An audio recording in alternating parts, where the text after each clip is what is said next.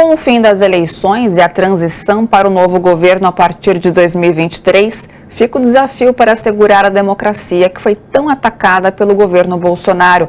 Entidades da sociedade civil que integram o Pacto pela Democracia emitiram um manifesto sobre a necessidade de fortalecer as instituições e o Estado democrático de direito. A reportagem é de Daiane Ponte. Democracias podem morrer não necessariamente nas mãos de generais, mas nas de líderes eleitos, presidentes ou primeiros ministros que subvertem o próprio processo que os levou ao poder.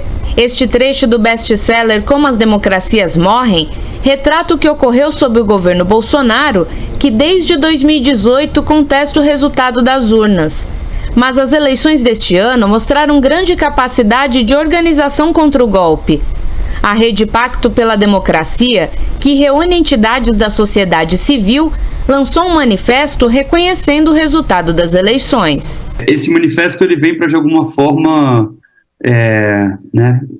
fechar, simbolicamente, uma etapa do nosso trabalho, uma etapa da vida cívica brasileira, que foi um processo eleitoral que, apesar de muitos desafios, muitos problemas, transcorreu com a sua integridade intacta, permanecida, ou seja, tivemos eleições seguras, tivemos eleições transparentes, tivemos eleições com recorde de participação social, muitas pessoas votando, tivemos inovações importantes no processo eleitoral, como o passe livre pela democracia, ou seja, acesso universal da população aos colégios eleitorais por meio de transporte público gratuito em pelo menos 400 cidades do país.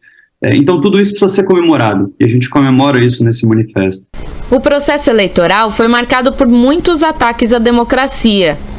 A PEC dos auxílios, aprovada no meio do ano, foi uma tentativa do governo Bolsonaro de compra de votos. Mas não só isso.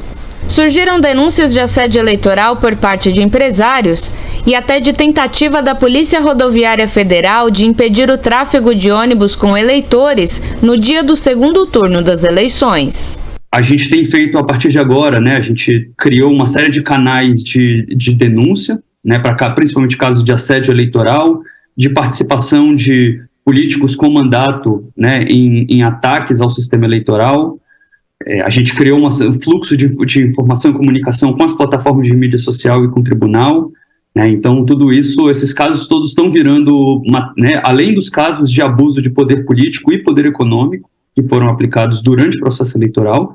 É importante que isso seja registrado, tanto do ponto de vista de registro histórico, mas também do ponto de vista de denúncia à justiça. A gente teve o uso explícito e claro da máquina pública, como nunca antes visto, Esses potenciais, a gente tem fortíssimos indícios de crimes eleitorais aí, tem que ser investigados, Isso é gravíssimo para a nossa democracia, A forma como ele atuou durante as eleições, A máquina de fake news, desinformação, que mais uma vez rolou, apesar dos esforços da sociedade civil organizada, apesar dos esforços do TSE. Apesar de tudo, a democracia venceu, mas não há garantias de que ela permanecerá viva.